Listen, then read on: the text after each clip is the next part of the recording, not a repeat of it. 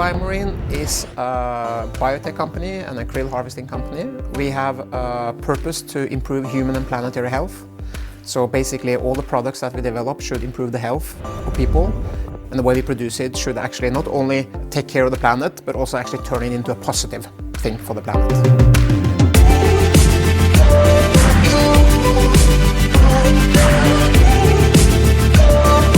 So Biomarine are investing in the dog musher sport because we recently launched products for the pet industry. It's a perfect opportunity for us to do science in a very positive way. This is the happiest dogs on the planet. We can test our products and get documentation of the benefits and use that in the market. And it's an excellent way to basically show our products, get our logo into a sport that basically are fantastic achievements, fantastic nature, and the bond between human and dogs. Exactly what we're looking for in our marketing plan. Biomarine is a very culture-driven company. As we grow, we need to institutionalize that culture. So we put that into our 8 heartbeats, which is kind of the principle for our behavior and attitude. When we launched our Krill Pet Mushing Team initiative, we had a big presentation for all our employees here in Biomarine. And during that presentation, by surprise, I was actually challenged by my colleagues to participate in a race myself. When you're going to sell a product and you're going to understand the product, you have to see the product, actually how it works with the dogs. So Mats, if you can come up here.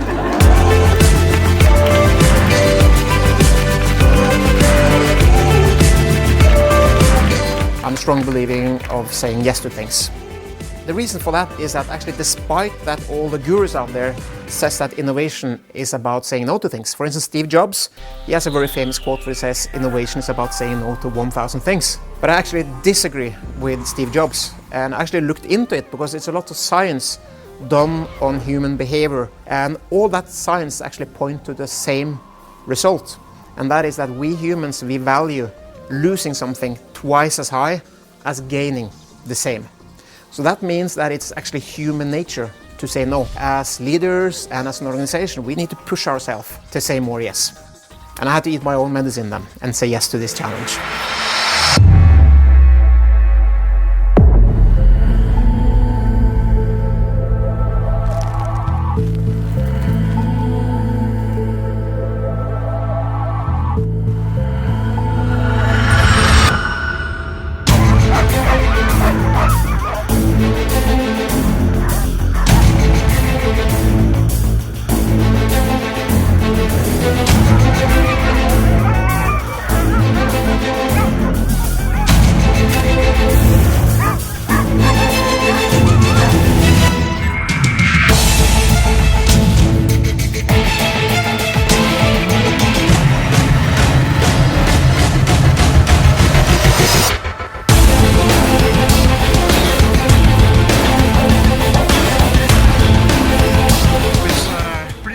There in the downhills, so it was pretty difficult to kind of keep the leash kind of tight all the time, because if you just kind of have a little bit loose, you just kind of get smashed out to the side, and with trees and stones and everything. I had 2 very near accidents, but managed to do it.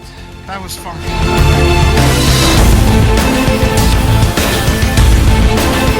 A lot of problems for people driving dogs for the first time is that they freeze up. You know, they get scared in the downhills and then they flip over. He hasn't actually flipped over, and that's kind of amazing. So he has an incredible balance, but he also has a good head. You know, he has a mind that is focused forward, and he has a positive mind. So you can feel that he has the right energy to actually do this kind of race.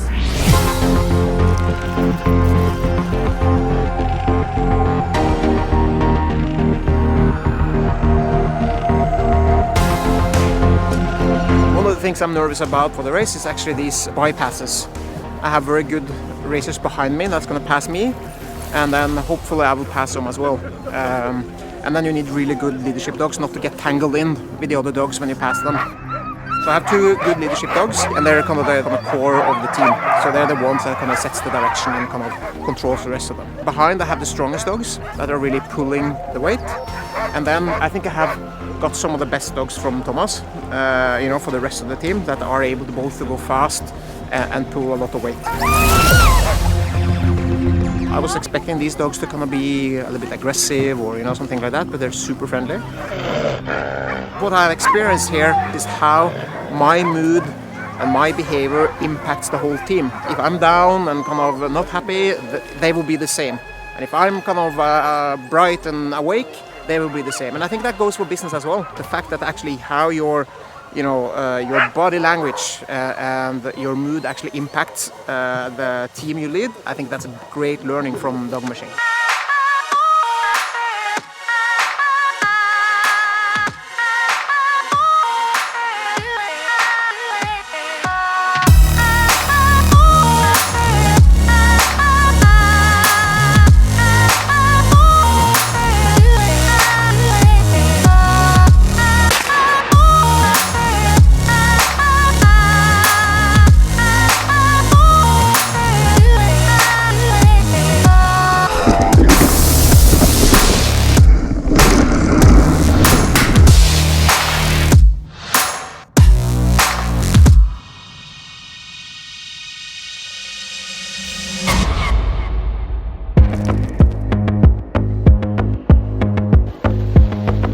The first round been much tougher than I thought. So all respect to everybody that's doing this sport, because it's aching everywhere, even under my feet.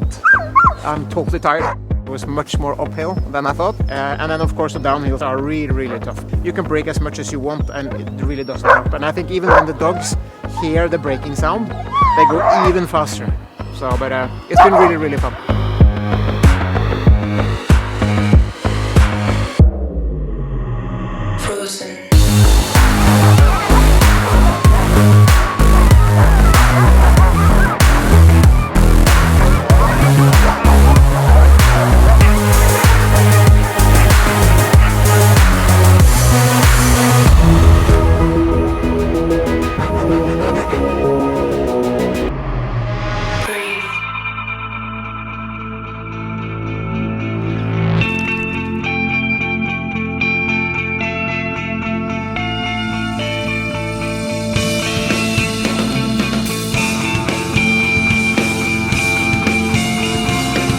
Trouble this round. I took a wrong turn at one point, and it took a little while, not too much, maybe 3-4 minutes until I understood I was on the wrong path. But then when I was going to do a U-turn, all the dogs on the lines just got into a big ball. So that took me about 15 minutes to just sort out.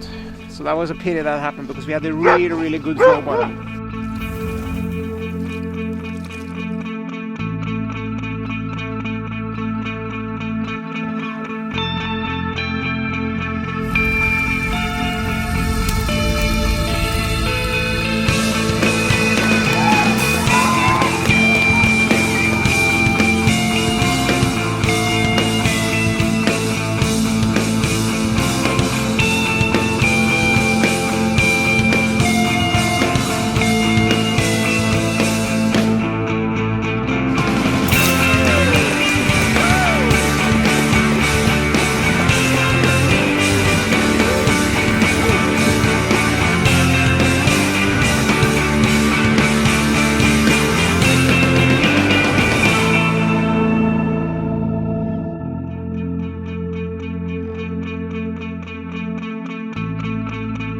I mean, I expected it to be hard, but I didn't expect it to be that hard. It's been hell time from start to end.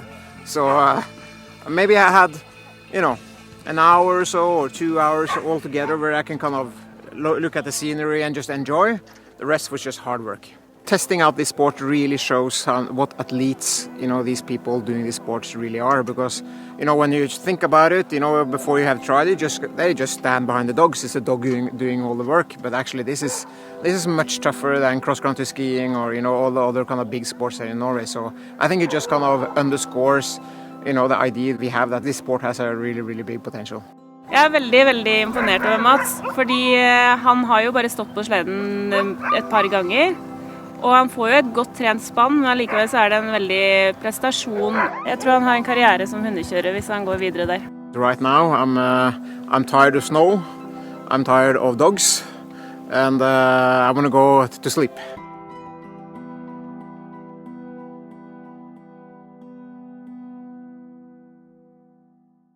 Yeah, so basically, I mean, when I came in, I thought, okay, now I've done it, never again. But as time has gone, I really want to do it again. And first of all, I mean, now I don't remember the negative parts anymore. I just kind of remember the challenge and the excitement and, you know, everything around it. And also because I did some mistakes that I want to do better next time. So I think if someone would ask me to do it again, I would probably say yes.